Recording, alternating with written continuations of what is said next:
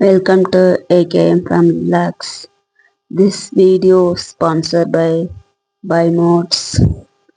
இன்னைக்கு நம்ம என்ன பார்க்க போறோம்னா கோவக்காய் வச்சு ஒரு அருமையான பொரியல் தான் பார்க்க போறோம்.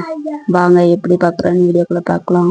தேவையான பொருட்கள் கோவக்காய், பூண்டு, தக்காளி, வெங்காயம், எண்ணெய், உப்பு. ஃபர்ஸ்ட் நம்மளுக்கு ஸ்டவ்வை பற்ற வச்சு ஒரு வானல் வச்சு அதில் ஒரு 2 டீஸ்பூன் அளவுக்கு ஆயில் விட்டுக்கலாம். நல்லா எண்ணெய் காஞ்சதுக்கு அப்புறமா கடுகு, உளுந்தம்பருப்பு, கொஞ்சமா ஜீரகம் ஆட் பண்ணி நல்லா பொரிய விட்டுக்கலாம்.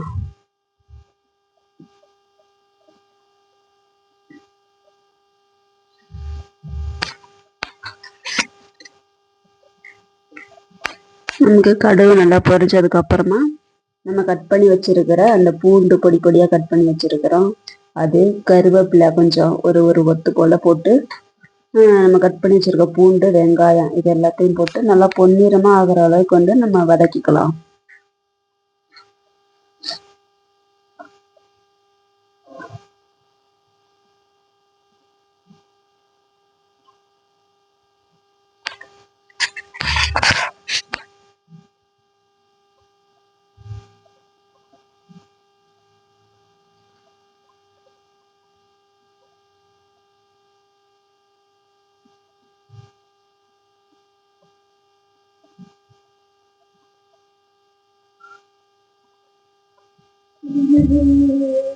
நமக்கு ஓரளவுக்கு ரெடி ஆயிடுச்சு. இப்போ நம்ம தக்காளி பொடி பொடியா கட் பண்ணி வச்சிருக்கிறோம். அதையும் ஆட் பண்ணி எவ்வளவு பொடி பொடியா நம்மளால கட் பண்ண முடியுமோ தக்காளி, வெங்காயத்தை அந்த அளவுக்கு பொடியா கட் பண்ணிக்கிறோம்.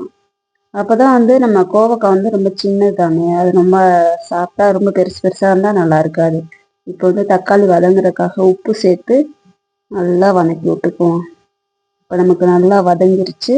நம்ம கட் பண்ணி வச்சிருக்க ரவுண்டா கட் பண்ணி வச்சிருக்கிற கோவக்காயை ஆட் பண்ணி அதையும் நல்லா ஒரு வதக்கி விட்டு அதுக்கு தேவையான ஜாமான்லாம் போட்டுக்கோம். கொஞ்சமா உப்பு, கொஞ்சம் மிளகாத்தூள், கொஞ்சம் மஞ்சள் தூள், நம்ம குழம்பு வைப்போம்ல அந்த பவுட்ரு ஒரு 1/2 டீஸ்பூன் போல போட்டுக்கிட்டோம்னா நல்ல வாசனையாகவும் நல்ல டேஸ்டாகவும் இருக்கும். இப்போ நமக்கு தேவையானதெல்லாம் ஆட் பண்ணிக்குவோம். ஃபர்ஸ்ட் நமக்கு காய்க்கு தேவையான அளவுக்கு உப்பு,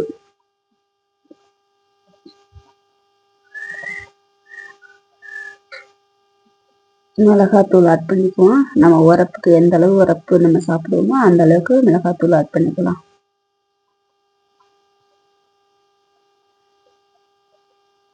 அடுத்து நம்ம குழம்பு பொடி 1/2 டீஸ்பூன் போட்டுக்குவோம். நமக்கு காய் கம்மியாக தானே இருக்கு.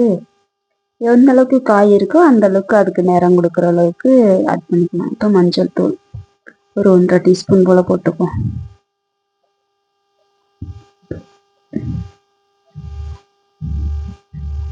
இப்போ நமக்கு அடியில பிடிக்கும் தூளெல்லாம் ஆட் பண்ணிருக்கனால கொஞ்சம் கொஞ்சமா தண்ணி தெளிச்சு நல்லா பெரட்டி விட்டு எடுத்துக்கலாம். ரொம்ப தண்ணியை ஊத்துறதை விட கொஞ்சம் கொஞ்சமா தெளிச்சு விட்டு அடி பிடிக்காத அளவுக்கு தெளிச்சு விட்டு மூடி வச்சு அப்பப்ப எடுத்து கிண்டி விட்டு இது பண்ணிக்கிட்டோம்னா ரொம்ப நல்லா இருக்கும். நமக்கு இப்போ ஓரளவுக்கு காய் 50 to 70% நல்லா வெந்திருக்குன்னு நினைக்கிறேன். ஆமா, அந்த அளவுக்கு தான் வெந்திருக்கு. இன்னும் ஒரு 2 நிமிஷம் ஆகட்டும். இப்போ நமக்கு காய் நல்லா வெந்து வந்துருக்கு. பார்க்கும்போதே நல்லா தெரியுது. அதோட பச்சை கலர் எல்லாம் மாறி கொஞ்சம் கலர் சேஞ்ச் ஆகிருக்குல்ல. இந்த நேரத்துல நம்ம வேர்க்கடலை வறுத்து அரைச்சி பொடி பண்ணி வச்சிருக்கிறோம். அந்த பவுடர் ஒரு 2 ஸ்பூன் போல ஆட் பண்ணிக்குவோம். இது நல்லா வாசனையாகவும் இருக்கும், அதே நேரம் நல்லா டேஸ்டாகவும் இருக்கும். நம்ம வேர்க்கடலை பொடி போடும்போது ரொம்ப சுவையா இருக்கும்.